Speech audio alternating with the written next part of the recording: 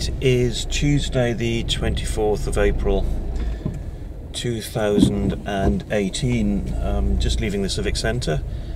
We've had Cabinet meeting today and a couple of interesting issues on the agenda. One was, for me, a ward issue, which was about Marley Hill Community Centre and the transfer of the lease of the centre to the new group that's running it, which is a church.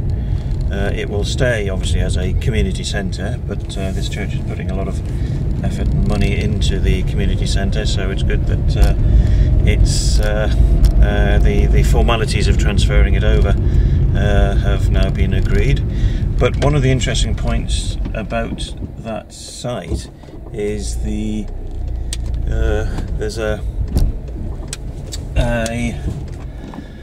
grassed area, or a sort of open area right next to the community centre, which is staying with the council, but it is unused. And when I was one of the trustees at Marley Hill Community Centre, I was quite keen that that area should become a community garden. So I put down a marker for that today, again to say that it should be used for community use, and we should be looking for a group to take on that land and make it into a community garden space. So we just got to find the people who want to do that.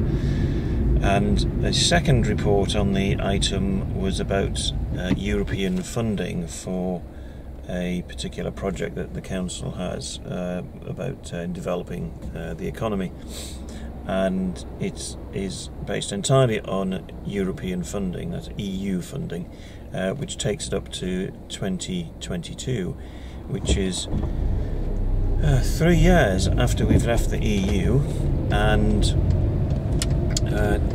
2 years after we leave the single market. So we pay up until 2020 as a nation into the EU budget, despite the government saying that we wouldn't be paying a penny, and we'd be paying our fees up to then, and probably longer as well, for long-term commitments. But what happens to the funding for this project in 2021 and 2022? And I was assured that the money would be there and the government would have to cough it up, which I've got to say is a bit of a first, because I wasn't aware of any commitment by the government to continue with funding for projects which are currently funded by the EU, but which are about to lose. We'll lose that funding once we leave the EU. So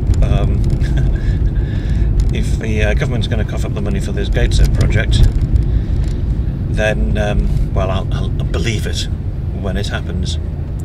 Anyway, I'm off home now to sort out a few more election leaflets. Well, the temperature really dropped this afternoon and it rained, so that sort of killed off any chance of getting a final batch of grass for the goats, so I'm going to have to feed them hay tonight. Anyway, I'm off to do something non-political now. We're off to Tyneside Beekeepers, and we're having a talk about mead and I think fizzy mead wine and how to make it. The environment management, but I think. Meeting now over, and we are heading back, but we had some samples to try, and we bought a bottle of mead, of sparkling rosé mead.